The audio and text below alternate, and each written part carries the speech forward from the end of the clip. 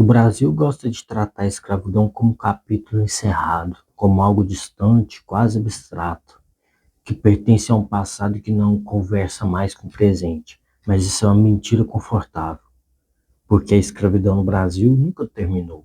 Ela apenas mudou de forma. E enquanto a gente insistir em tratar isso como exagero ideológico ou como vitimismo histórico, o país continuará o país vai continuar preso exatamente no mesmo lugar. A escravidão brasileira não foi um detalhe do sistema, ela foi o sistema. Durante mais de 300 anos, tudo girou em torno dela: economia, política, organização social, visão de mundo, relações humanas. Não existia Brasil sem escravidão. Existia escravidão chamada Brasil. E nenhuma sociedade passa por isso sem deformar profundamente a própria alma coletiva. O Brasil foi o último país das Américas a abolir a escravidão. Não porque não sabia que era errado, mas porque ela ainda era conveniente. A elite sabia, a igreja sabia, o Estado sabia, mas o lucro falava mais alto. E quando finalmente aboliu, fez sem planejamento, sem estrutura e sem responsabilidade histórica. A assinatura da lei não foi acompanhada de terra, de educação, de integração social ou de qualquer política real de inclusão. Milhões de pessoas deixaram de ser propriedade privada para se tornarem invisíveis públicas. E isso cria uma ruptura brutal, porque quando um Estado abandona uma parte da população, ele não está sendo neutro, ele está escolhendo produzir desigualdade. A partir desse ponto, o Brasil constrói uma narrativa perigosa, né? A de que as pessoas fracassaram por incapacidade própria e não por exclusão estrutural. Isso molda tudo: a forma como o brasileiro enxerga pobreza, a forma como enxerga trabalho, a forma como enxerga autoridade, a forma como enxerga violência. A escravidão ensinou ao Brasil que mandar é mais importante do que fazer, que obedecer é condição natural para alguns, que questionar hierarquias é ameaça, não progresso. Essa mentalidade atravessa o tempo. Ela aparece na naturalização do abuso de poder, na dificuldade de aceitar igualdade real, na obsessão por status, no desprezo por quem serve. O Brasil herdou a escravidão, o Brasil herdou da escravidão uma cultura, né? Uma cultura profundamente vertical. Aqui o valor humano sempre esteve ligado à posição social. Quem está acima é automaticamente respeitado. Quem está abaixo precisa provar que merece existir. E isso não é coincidência cultural, é continuidade histórica. A escravidão também mudou a relação do brasileiro com a lei. Para os senhores, a lei sempre foi flexível, negociável, adaptável. Para os escravizados, a lei sempre foi punição, repressão, controle. Esse padrão nunca foi rompido, ele apenas se sofisticou. Hoje a lei continua sendo dura para alguns e maleável para outros. E quando isso acontece, por gerações, a ideia de justiça perde credibilidade, as pessoas deixam de acreditar no sistema e passam a buscar soluções individuais, né?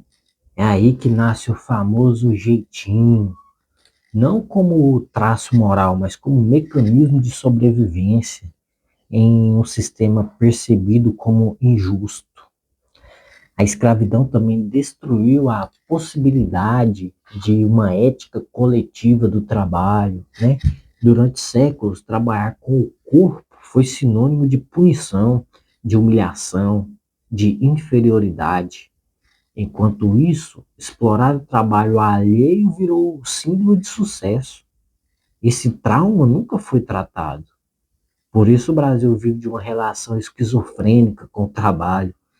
Exige muito, valoriza pouco e desconfia sempre. A violência é outro legado direto. A escravidão brasileira foi marcada por violência cotidiana, institucionalizada e banalizada. Quando a violência vira regra por séculos, ela deixa de chocar, né? Ela se normaliza. Por isso, o Brasil convive com números absurdos de violência, sem ruptura social real. Por isso, a indignação é curta. Por isso, o horror vira estatística. Não é falta de empatia individual, é dessensibilização histórica. O Brasil nunca construiu uma memória coletiva honesta sobre a escravidão. Preferiu o mito da cordialidade, da harmonia racial, da convivência pacífica, mas mitos não curam traumas. Eles apenas os escondem, né? E trauma escondido reaparece em forma de sintoma.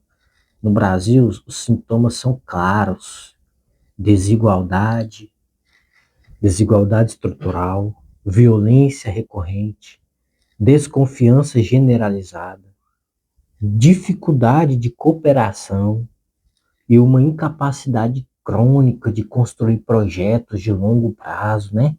Uma sociedade fragmentada não se une espontaneamente. Ela compete, ela se defende, ela se fecha. E isso nos leva a um ponto que quase ninguém quer encarar.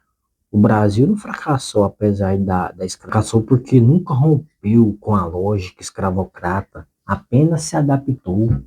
O chicote virou a ausência do Estado, o trono virou o sistema prisional seletivo, a senzala virou periferia abandonada, a casa grande virou elite desconectada.